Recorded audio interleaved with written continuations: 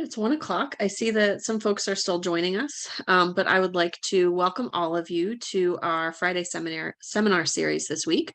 And this week I'm joined by Doctors Annie Frankel, Kyle Harris, and Cheryl Hyde to talk to us about using a first generation approach to teaching and learning.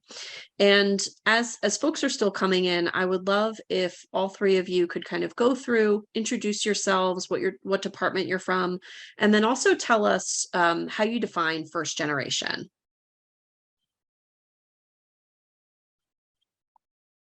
All right, I'll go first. Hi, everybody. So I'm Kyle Harris. I am from the Department of Kinesiology. And as Dr. Mansell just mentioned, I just finished up my dissertation, which actually focused on first-gen students. So how I describe first-gen is a little bit complicated because a lot of my dissertation focused on what first gen actually is and what first gen actually means. And some of my results came back that maybe first gen doesn't mean what we all came here to maybe think we were going to talk about. For me, first gen really is a term that describes students that kind of fall under a pretty large umbrella, which is students who are typically from underrepresented minority populations, lower socioeconomic status. And then there's also a college readiness aspect. Definition-wise, first gen typically is being referred to as students whose parents did not attend college or did not complete college. I question that a little bit, but I'm sure we'll get into that a little bit more. So I'll step aside and let Cheryl and Annie introduce themselves. Okay. My name is Cheryl Hyde. I'm on faculty in the School of Social Work. I first really became acquainted in a sort of intentional way with first-gen students when I served as the PI and director for 2 HRSA grants that were aimed at supporting students from educationally or economically marginalized populations. And what I sort of learned through that process was most of the students that qualified or participated in the program would fall under the umbrella of first gen, certainly first gen undergrad, and almost all of them were sort of first gen graduate students. So for me, I start from the point of a first generation student is an undergraduate student whose parents or caregivers, primary caregivers, did not go to college. And then on the graduate level, it's the same thing, only they don't have anybody in their immediate family who has gone on to graduate school. But I agree with Kyle that I think we can sort of open this up in part because there's a lot of educational and economic access issues that sort of come sort of baked into the quote unquote first gen construct. So I will turn it over to Annie. Hi, everyone. Thanks, Cheryl. My name is Annie Frankel, and I'm faculty in the Department of Social and Behavioral Sciences.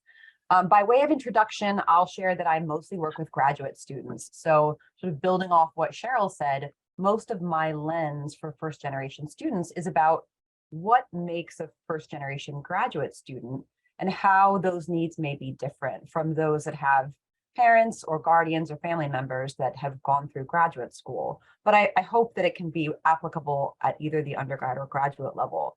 And I think what I want to share about my first generation approach is that most of the time we don't know which of our students are first generation or if they define themselves as such. And especially at the graduate level, some of what we would traditionally define as first generation attitudes, so not knowing norms or feeling uncomfortable in an academic atmosphere or feeling like they don't belong. Well, that happens to graduate students regardless of whether they've had a parent or a guardian or a family member through graduate school. So, we have graduate students that come straight from undergrad and think they don't belong because they don't have a ton of work experience. And we have graduate students that have a ton of work experience and come and feel like they don't belong because they haven't done academics for a while. And so, or we have folks changing fields. So in my field, public health, we have folks that came from a different field and this is new to them. So all of those students are experiencing some degree of first generation attitudes. And that's the lens that I bring, I think, when I'm working with students. Thank you so much. Thanks everybody to joining again. That really set the stage well for what we're going to be talking about today. I also wanted to let the audience know that we purposely chose this to not be in a webinar format today so that we could have audience engagement. So if you want to put questions or comments in the chat, I will be monitoring that. If you would like to unmic, we ask that you raise your Zoom hand so that we can call on you, but we want this to be more of a discussion. So anything that you can add to this would be fantastic. So then I'll throw out a second question to you all as folks are kind of settling in. What have you learned about working with first generation students? And I think, again, looking at it through the lens of the definitions that you've just described as your first gen students. So I can start with that one. And I'm going to pick up on a little bit of what Annie was saying, that one, you often don't know who might be first gen, either as we would define it or as they self-define. I also work with graduate students. So I think one thing is, in terms of what I've learned from these particular students, is this sense of being an imposter runs pretty deep across a lot of different categories. But they really sort of popped it for me first. This sense of we don't belong here, we don't have what it takes. They've already been successful in undergrads, and they almost all of them are doing well in graduate school, but they don't feel that they really don't feel like they fully belong, that it's almost like there's some mythic group that automatically belongs, and then they have to try and figure out their way in. So that's one thing. The other thing I've learned is that, and it's related, is that they really underestimate themselves, and consequently they both don't advocate for themselves in the same way that students that have sort of been primed for this. They don't advocate for themselves as well, and they don't seek the same opportunities often because they don't feel entitled to them, which suggests a lot of work on our part to really help them understand that they're also viable candidates, say, for scholarships, job opportunities, and things like that. So Cheryl, and you and Annie have both said this now, and I think it's kind of an interesting, right? That's kind of the idea, and we didn't even talk about this in prep, but I had to write a note about it, because that idea of first gen is really a higher ed term, right? It's a term that we in higher ed tend to use quite a bit.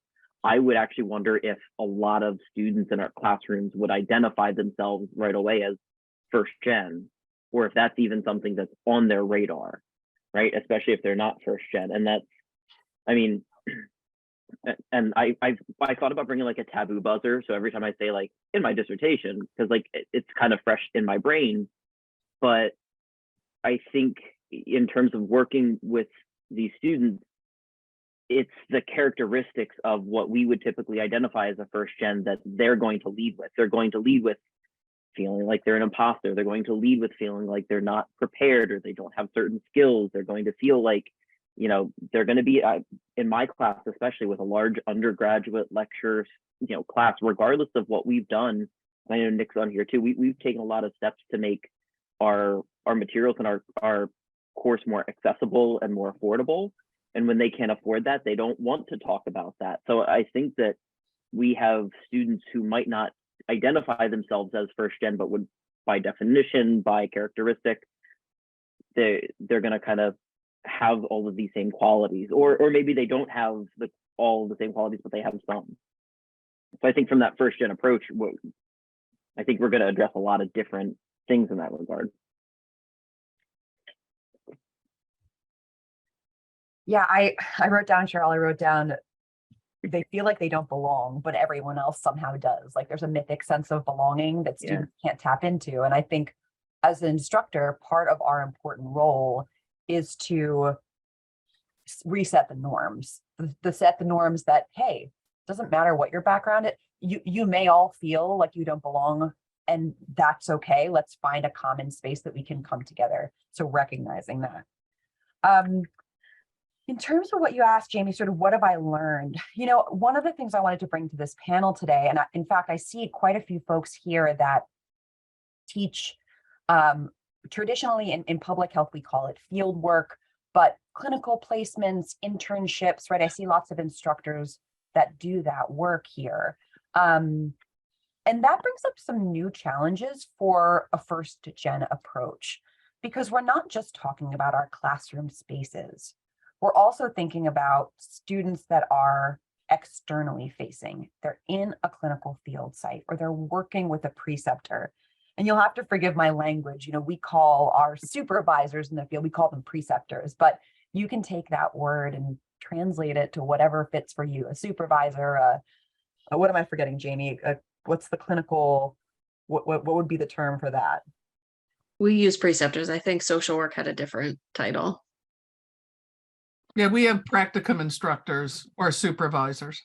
Perfect. Okay, so take the word and translate it, right? So I'm starting to think a lot in my courses about what does it mean to support or to take a first gen approach for students that are not just in my classroom, but are externally facing as well.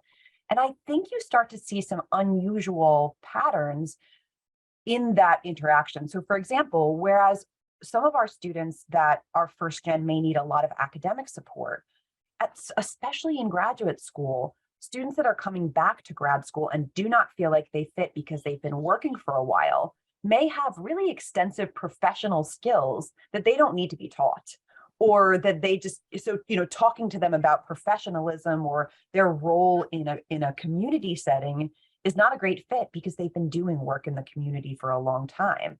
So I think trying to sort of find that fine line between the students that have not had a ton of work experience and need training, and the students that have had experience, it's a little tricky. And I'm not sure I found the perfect balance yet, but I do a lot of thinking about that. And it's something I've reflected on a lot. Yeah, I agree that I haven't found that balance either, Annie. But, and when you talk about it, I know Cheryl mentioned graduate, programs as well. A lot of data says that first gen students are way less likely to carry on into graduate programs. So for my approach in a large undergraduate class, it's how do I approach this course so that I'm implementing best practices, whether it is first gen or anybody else, right? Those a lot of those first gen things to make first gen students more successful, they're going to help out everybody else regardless of their status. So for me, it's how do I support them and build that community in order for them to feel more confident in being able to move on to a graduate program or to apply and feel like they belong a little bit more. That sense of belonging, I think, is so it's something that I looked a lot at, and it's really that's always the hardest part, is how do you kind of foster an environment where they feel like they belong in such a short period of time. There's not a lot of time to create a sense of community like that. I think the other piece of this is my sense is that first gen, the sort of label first gen, really is a stand-in for a lot of race and class issues and identities. And with the students that I worked with in the training programs, they were overwhelmingly students of color and students who had experienced several indicators of that their families of origin were either low income or in poverty. They lived in public housing, used food stamps, experienced housing scarcity and things like that. And so for me, one of the things that sort of recognizing this quote unquote first gen is it's really about recognizing and leaning into the dynamics of race and class in our classrooms. And one of the pieces of feedback I got from these students was, and this is for social work, is that, we do okay addressing issues of race. No, folks don't talk about socioeconomic class at all, which is often a more pressing factor for them. So I think part of that is to really think about, because even if someone isn't quote unquote a first gen, they may still have experiences with housing scarcity, or they may still be dealing with, trying to feed their family on a crappy salary or whatever. So I think that the economic realities of a lot of our students, there's a huge overlap between that and who we would call first gen. And I think it also goes to Kyle's point that, and again, in social work across the country, I think it's like 3/4 of the BSWs that get produced are students of color. Only about 1/3 of the MSWs are a student of color. So it's a huge fall off. And the main reason is debt. And so that students of color and low income students in the undergraduate years tend to carry much more debt than do sort of white students or middle class students, and consequently can't go on. So what this first gen approach, I think, helps us grapple with is who is experiencing sort of economic precarity, and what is that going to do for their future, especially if they are undergrads. Cheryl, I think one other thing that I've heard you talk about before that I'd love for you to kind of explore here, we often talk about students being committed and looking at some of those outside the classroom things as we're encouraging students to go to graduate school, or as we're looking for, scholarship opportunities. But it sounds like that really can be detrimental to a lot of our students that have to work to live and things like that. Could you talk a little bit about your thoughts on that commitment aspect? Yeah, so I personally think that gone are the days where we measure commitment by reading, 10 articles that we've assigned a week and turning in every single 20-page paper on time with perfect APA formatting. Those I don't think are measures of the kind of competencies that we want our students to exhibit. And they don't really line up with the strengths that a lot of our students bring. So I think Annie already mentioned the work experience as a potential strength. I'll just say as an aside, I think it's a bit of a double-edged sword, because a lot of the work I do with graduate students with a lot of work experience is unlearn them, because because they've been in jobs that are they're the pushing the paper ones. They tend to be the ones that are more rigid and things like that. So they have a hard time pivoting to notions of sort of professional autonomy or taking initiative or things like that because of their work experience. So I think they offer both really good insights, and they also offer some unique challenges compared to students who are just sort of walking into the classroom without any experience. But what I would say is I think the issue of commitment, we need to recalibrate to include that these are students who are often, almost always working, at least part-time, if not full-time, and often have families. My group at least tended to be a little older as grad students compared to the coming right out of undergrad, going right into a social work program for an MSW.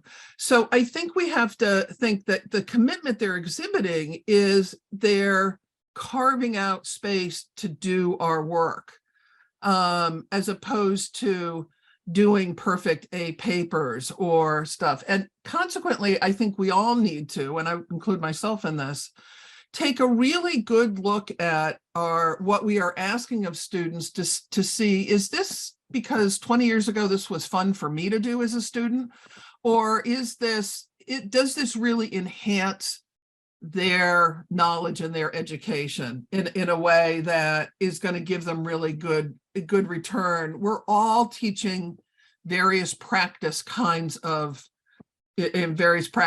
disciplines. So it's very different than an English major who is studying, the metaphor of the garden, right? These are students that are balancing stuff differently. And so I do want us to kind of push back on our own demands of students, in terms of not completely frying them before they graduate.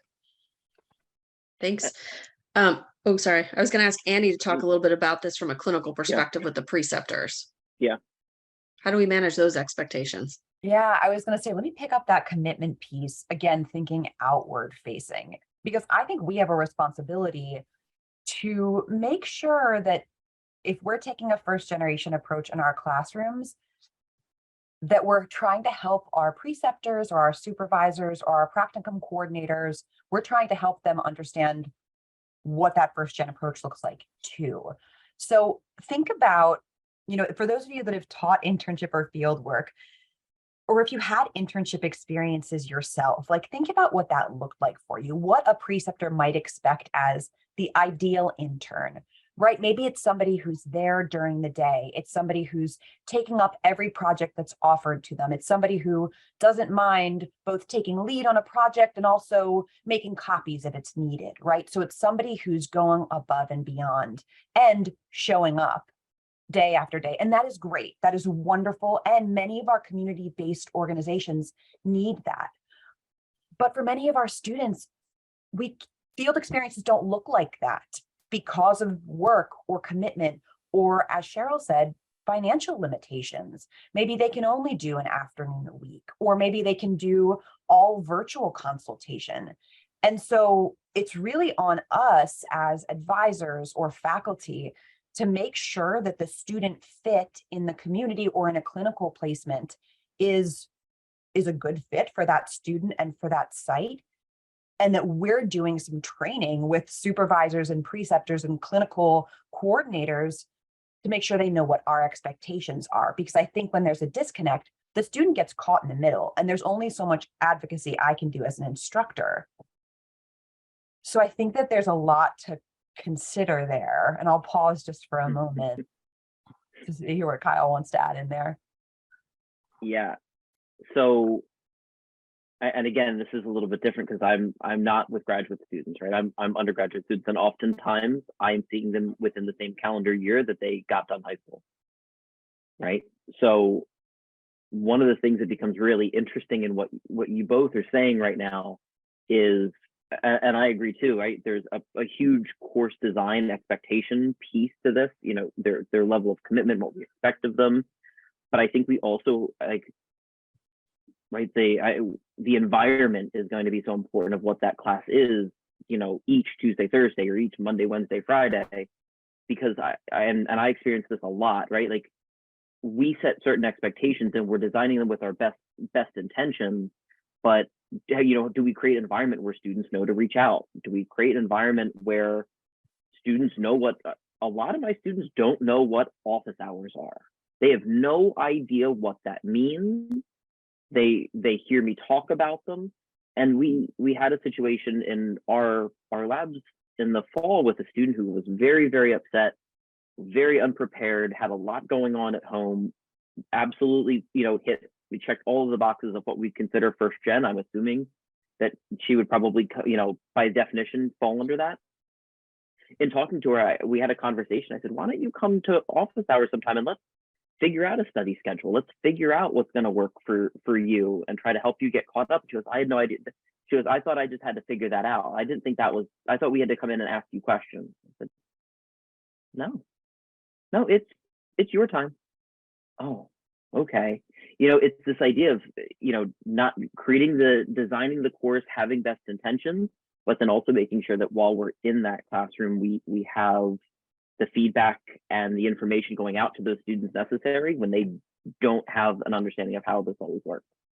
And I think that that's something that tends to, right, that's the whole, when you get into a lot of the literature on first gen, it's not having an understanding of how higher ed works.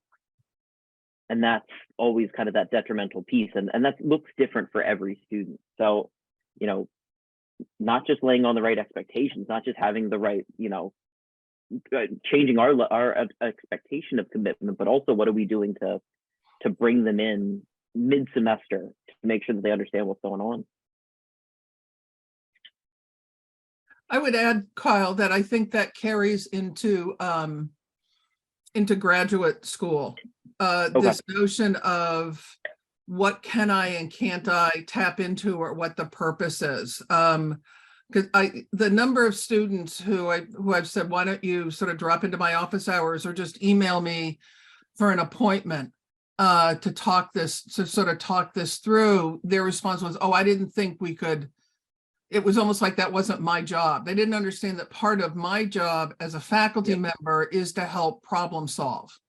And so given that, I mean, one of the adjustments I've made is that, you know, in the first week of classes, I not only do I go over the syllabus, because I found that you can't rely on them just to read that, but I highlight certain parts of the syllabus and the implications of that. But also I talk about my role in their learning. And I think that, you know, and that includes problem solving, that includes helping to advocate for them if it's appropriate. It includes sort of looking at things before an assignment is due. All those kinds of things, they almost need permission to come into. And so we shouldn't assume that they automatically understand that. And I think Catherine put in the chat, how do we distinguish between this and the pandemic? And I would say the pandemic both helped us see some of this stuff and really hurt our ability to respond. So, but I do think one of the things that the pandemic did, and if we think of things as a sort of preparatory pipeline that brings students, you know, out of high schools into our undergraduate programs, maybe directly or maybe through community college, and then from undergrad into grad. I think one of the things that the pandemic did is it cut the legs out from a lot of the support services that were happening in person. So if I just take my daughter who's in high school right now, her teachers have what they call office hours, which sort of made me chuckle. And the students are told that's where you go for extra, you know, for additional help or to get clarification or things like that. That wasn't the case during the pandemic. There was no such thing as like an office hour. So even these kind of little things, I think the pandemic, because we were so focused on just somehow delivering content, that all that extra stuff, support stuff, kind of fell by the wayside, I think, for a lot of these students, and didn't sort of, I hate to use the word sort of socialize, but in some ways that's what we're talking about, get them used to a sort of university life. And so that's one thought I had, Catherine, but I appreciate you asking that question. I want to pick up a piece of that question too, Cheryl. I think, Catherine, what I say to myself is, it doesn't matter if they're a first generation student or if this is just how students are collectively post-pandemic. Because if we can create strategies, not to scoop Jamie's next question, but if we can create strategies that support first gen students, however we define that, it will also be supporting students that are just trying to find their way in this post-pandemic world. And I think as instructors looking back, there were things that students told me during the pandemic that I would have never gotten to otherwise. There were students that I suddenly learned were first generation that I wouldn't have known, but I learned because they were paying bills for their parents or helping their parents navigate health insurance, or they were isolated in their apartment or living with a ton of family and trying to find a place to Zoom with me, sometimes in the bathroom, because it was the only quiet house in the room. And so all of a sudden, these things that I would have never learned about students that are first gen were coming into focus. And so I think hopefully what you will take away from this is strategies that we use to support first gen students will also just support students that are every student today in this post-pandemic world. But that's been going on even pre-pandemic too, right? I mean, I went to undergrad before the pandemic, and even though both of my parents are college grads, technically by one side of my family, my grandfather went, my father went, I went. Like, nobody in my family before me had to fill out a FAFSA. I had no idea how to do that. My dad could not help me do that, and he was college educated. It was this unique thing. So I think, right, you can start to expand those buckets even more. I think the pandemic is a more recent event that showed us a lot of different things that we were doing. But I think this idea of creating a design where you're looking at this more vulnerable population, it's going to expand and help everybody. It's nowhere near a new concept. So one of the things that you all were talking about as you were explaining this, it almost sounds like with some folks, it's almost like learning a new language of how all of this comes about. And I see that Gina in the chat said universal design for the win. And I was hoping that maybe we can show a little bit of how we could uncover some of those, that hidden curriculum by having Dr. Frankel explain exactly what universal design is for anybody in the audience that may not be aware of that. And then to start thinking about some of these words or phrases that we might be using in our classrooms that students don't necessarily, know. Great modeling, Jamie. Yes, let's model, not hiding our curriculum here. So for those of you that are new to this idea, or for those of you that haven't thought about it in a while, universal design for learning is essentially an approach by which the activities, assessments, and assignments in our courses are built to support all learners. And what I mean by that is simply that we can create assignments that are already building accommodations into them without having to adapt to different types of learners. So maybe it's maybe it's making sure that we have captioning on all of our videos so that a student doesn't have to ask. They don't have to speak up and be the one to go to Kyle's office hours and ask for captioning because it's already there. Or even scaffolding a large paper if the paper is justified, Cheryl, right? If it's a paper that maybe mocks something they would do in the field, creating a scaffolded assignment that helps build up to that paper so that for a student who is learning the principles of scientific writing and trying to practice those principles, they don't have to seek additional support to get feedback on drafts of their paper because everyone's getting drafts on that part of the paper. Those are just like the first two examples that came to mind. Cheryl, Kyle, can you think of other examples of UDL or folks in the chat as well? I mean, I think one of the things you said was the notion of scaffolding, which is something that I've pivoted towards a lot more of, which is, basically it's a big, it's like a big project, big paper, whatever it is, and really breaking it down so that the students understand the intention and the desired outcome for each part. Because that often gets lost when you just sort of say you'll have a 25-page paper due at the end of the semester, or you'll have a, we do a lot of work around how do you plan and how do you design a sort of, say, an intervention in an organization. It's just to sort of say that and say you should have this, this, and this is very different than saying, all right, in week 4, I want you to turn in this component. In part because it allows them to build a more stable foundation for their assignments. So that's one aspect, I think, of universal design. A second one is, to the extent possible, are there multiple ways that they can demonstrate competency in an assignment? If they have to, say, do a sort of reflection piece, could it be written or could they do a voice thread?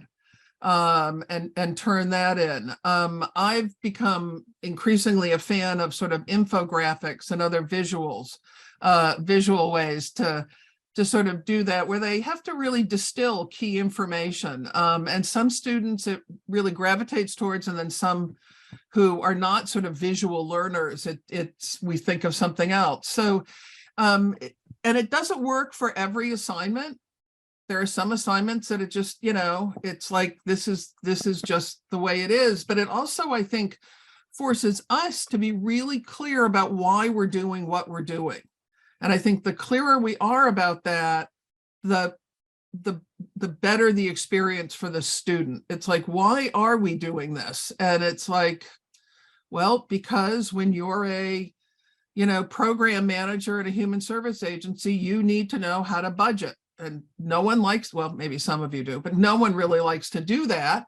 But we have to do it. So let's struggle together. So the third thing I would say about universal design is it humanizes us.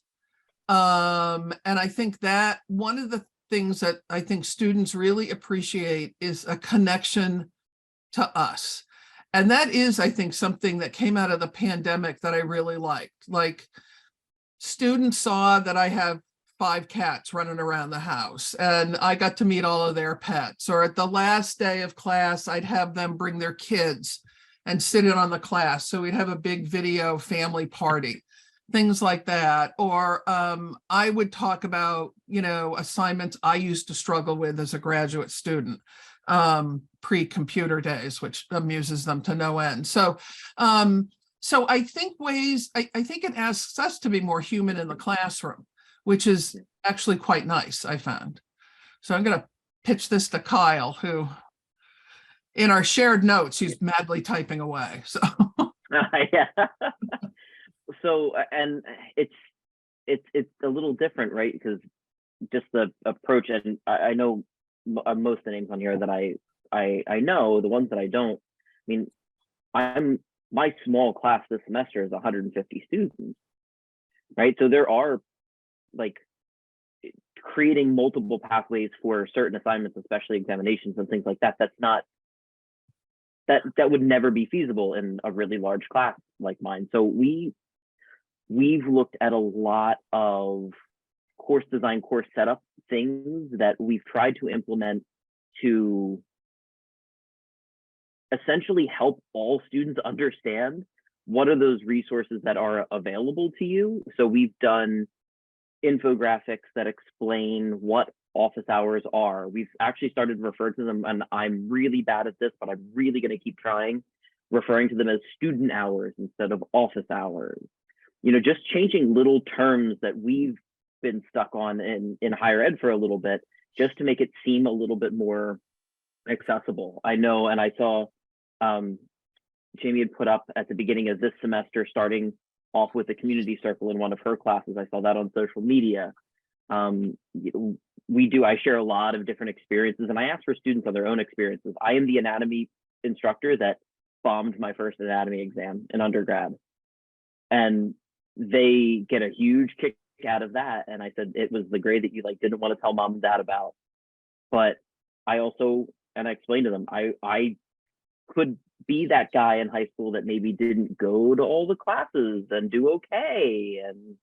And once I start to kind of say that a little bit, I said, if there was a math teacher in high school I couldn't stand, so I kind of wouldn't go all that often. And they're like, oh, okay, so he's a teacher. He did that too. Like, I think that humanistic element just kind of, it gives us a laugh. It gives us a way to break up our course material. But that has been the one story or the one thing that I tell all my classes that gets the biggest reaction and the biggest amount of buy-in, because I said it was not about my ability to understand anatomy and physiology, because here I am, right? It was my understanding of what college was and what the expectations were, and I certainly didn't know that. So how are you all supposed to know that, right? So I agree. We've done a lot of those same things. Yeah, I saw Tina had mentioned, the idea of just shifting to student hours, and I just say it's your time.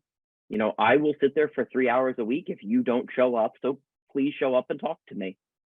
And I kind of start to give them I'm lonely. Talk to me. Right? Yeah, right.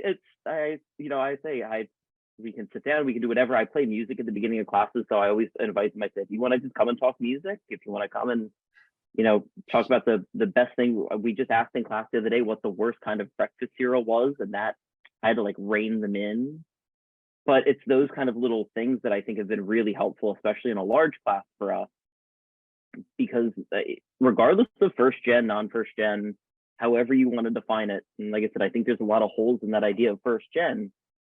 Creating an environment where we normalize using those resources, using TAs, in my class especially, just normalizing them. It's not something that first gen students have to do. It's not something students who aren't prepared have to do. It's something everybody should do. So we've tried really hard to do that, and I think we still, and I'm saying this, I can't see Nick's face on here. I think we still have a long way to go in our class because of how many students we have, but we've come up with some really interesting, unique ways, I think, to try to combat it, not fix it, but combat it.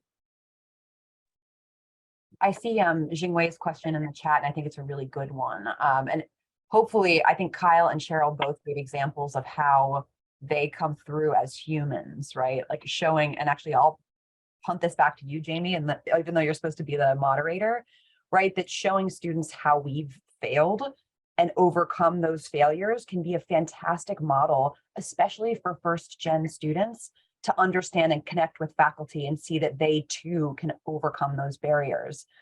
Jamie, will you share about your grows and show, help me, what's it called?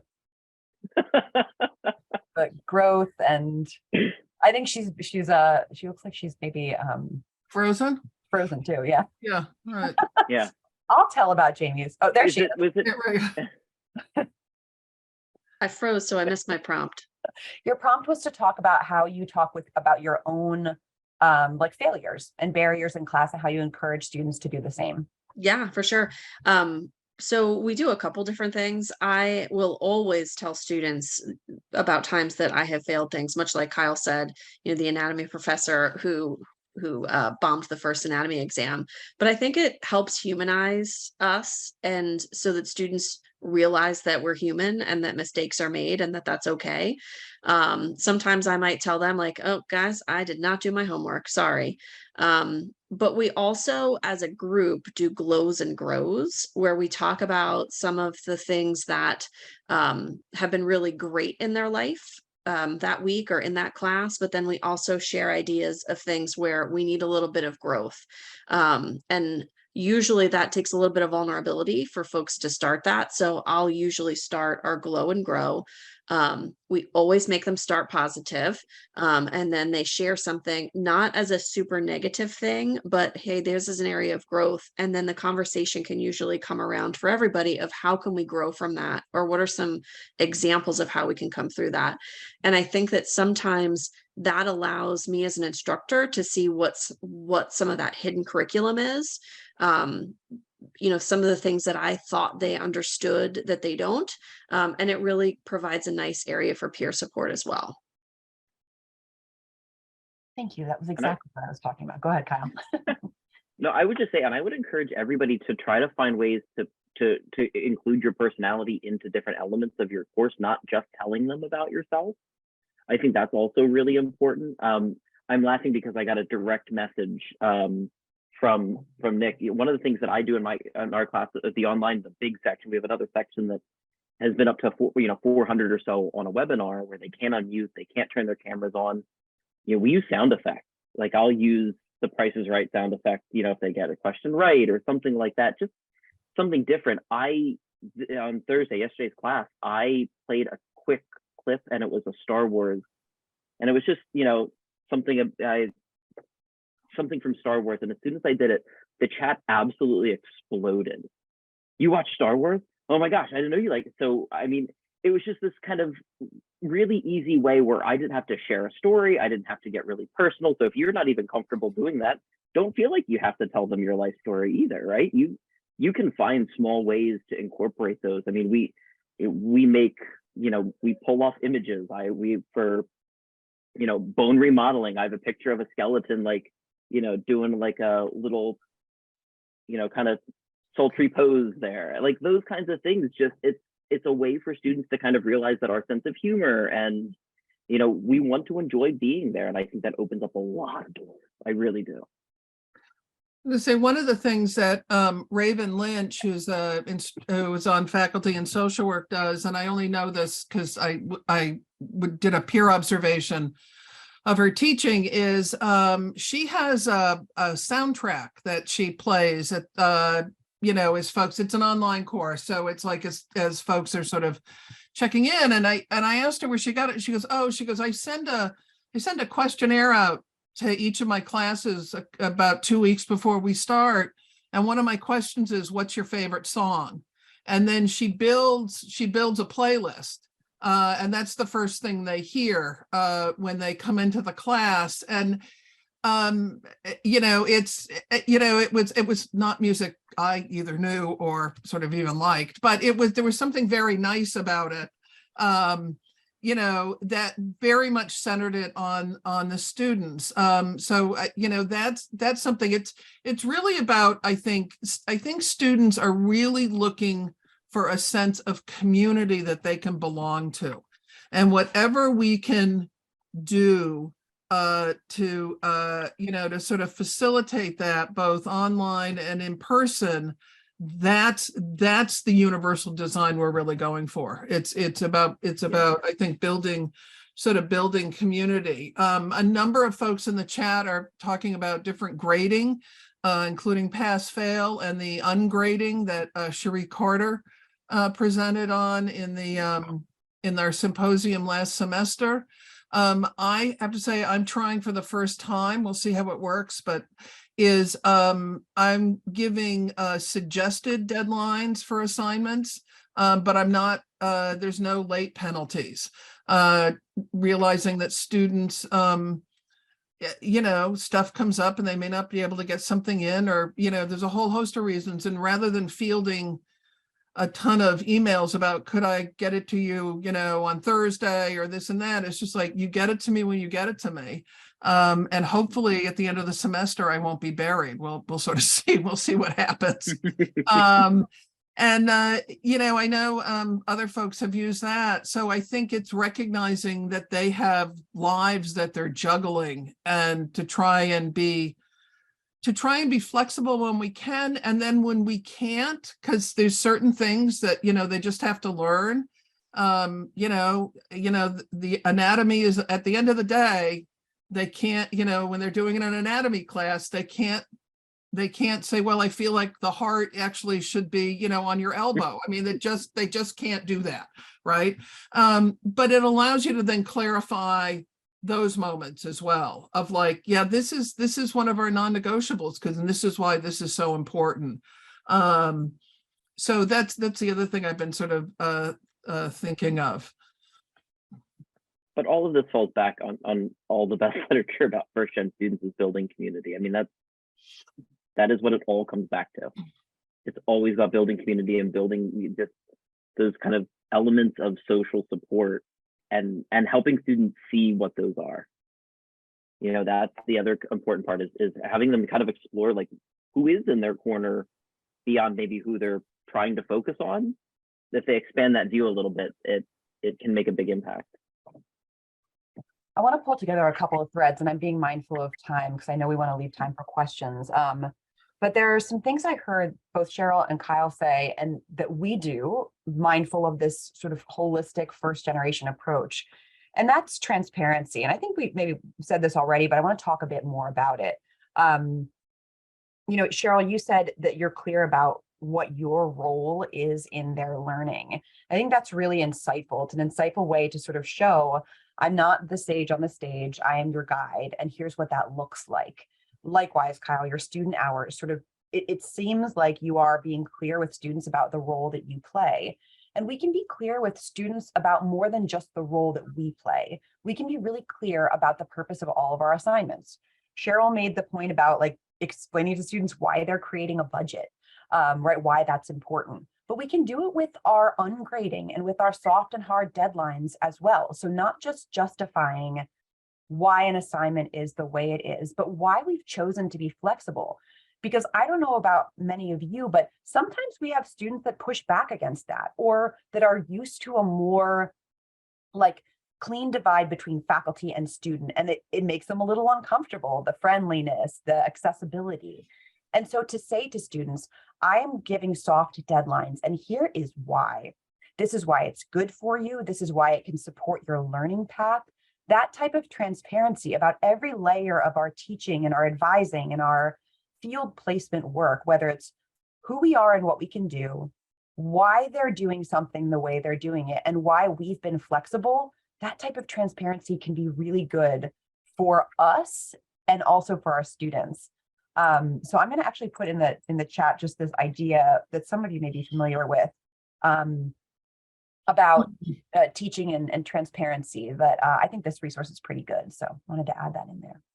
Annie, I'm glad you said that you do get some pushback, especially from students who either have had a very sort of quote unquote traditional educational experience or imagine that's what it should be. And I have to say, so this is like 30 years ago, the first grievance I had filed against me as an instructor was a student filed a grievance with the dean.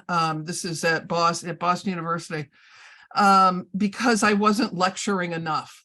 I had them break down and do small group work and case study. And she felt her money was going to me basically providing all the information, she needed. The grievance went nowhere, but thankfully, but it was a very, very early reminder in my career. I think I was like in my second year as a faculty member.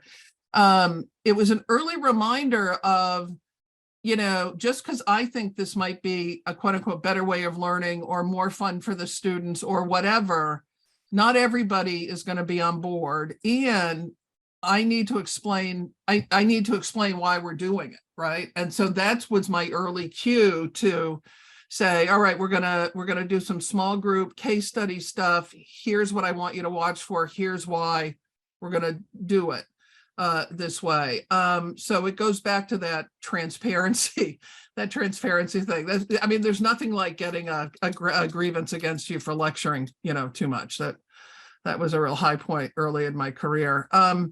The other thing I wanted to pick up was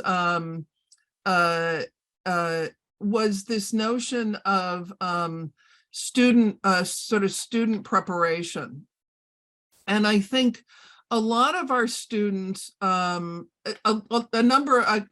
chunk of our students are going to come in really kind of well prepared, kind of ready to go.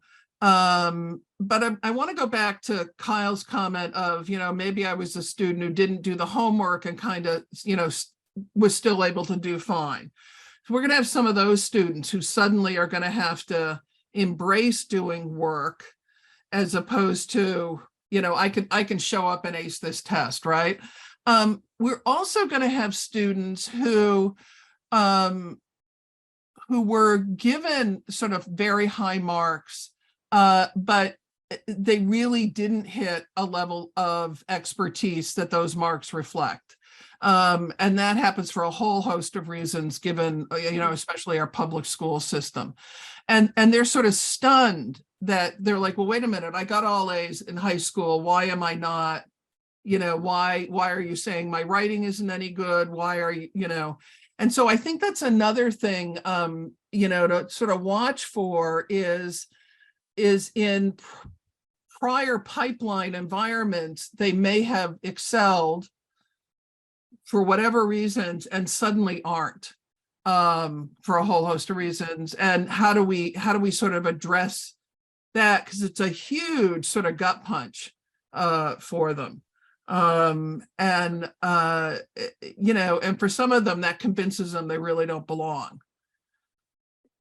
So, and what I've tried to do, Cheryl, in some of these regards, and I have this conversation with everybody and I use kind of a generic example, is we talk about how you as a student are going to define success and then what that actually means, because I hear this phrase a lot, but we don't play it out with the numbers, right? I'll tell the whole class, I say, if you're telling me right now, or if you're thinking to yourself that to be successful, you have to get an A or everything else is considered failure, that's a very admirable thing to say. But what you're telling me right now is you're giving yourself a 10% chance to succeed and a 90% chance to fail, right? We might need to rethink that, and that's okay. Right? Like, it's admirable to want an A. Everybody should want an A, right? But also not everybody's going to get an A. And we kind of, I try to have those conversations in ways of getting beyond the rhetoric of, I know if I say this, this is what I should say. And I try to operationalize it a little bit. And I think that that's made an impact both for students who feel like they don't belong, but also for students who come in with such a high expectation of themselves. I had this conversation yesterday, this idea that I'm not going to be competitive in grad school if I don't ace anatomy. I'm not going to be even thought about when it comes to, I'm saying, well, first of all, that's 4 years away. Second of all, how are we going to define that success, and how are we going to define growth over time? And, it just, the conversation changes with the different student, but there's always something to have, always the conversation to have. No, I think that's a really good point. So we have a very short time left. I was wondering if all three of you could give us like a 30-second wrap up or piece of advice for the folks in the audience. I can make it faster than 30 seconds. I'll be quick. Assume every student is a first-gen student. Assume it, right? By meeting the needs of every student, by assuming that they're first-gen in some capacity, by some metric, you will be serving all of your students well. Yeah, what Annie said. And so ditto. I would also say, and is to have fun teaching. I think, I think this is for me, this is the best part of the job. And, to sort of really lean into it and engage with the students, and to have some fun. I think that also comes across. If they know you are really engaged and enjoying this, this content and kind of walking with them on their educational journey, I think it's a better experience for everybody. I really wish I would have jumped in and gone first, because that's a lot of what I was going to say, but I would add to that now and just say, be a human, right? Be a human when you're talking to your students. Don't be afraid to be vulnerable with them. You can have fun, right? And be open and vulnerable to them. Set high expectations for all students, because I think students will always try to attain, to reach those expectations. But be realistic with yourself and with your students. So Great. Well, thank you so much for our panelists for today. I think that you did a really great job of not only explaining the first gen student, but really how this can apply to all of our students. And I hope that you all, to take a page from Cheryl's book, have fun next week in your classrooms. So thank you for joining, and we hope to see you again at our next Friday seminar series. Thank you. Thank you. thanks.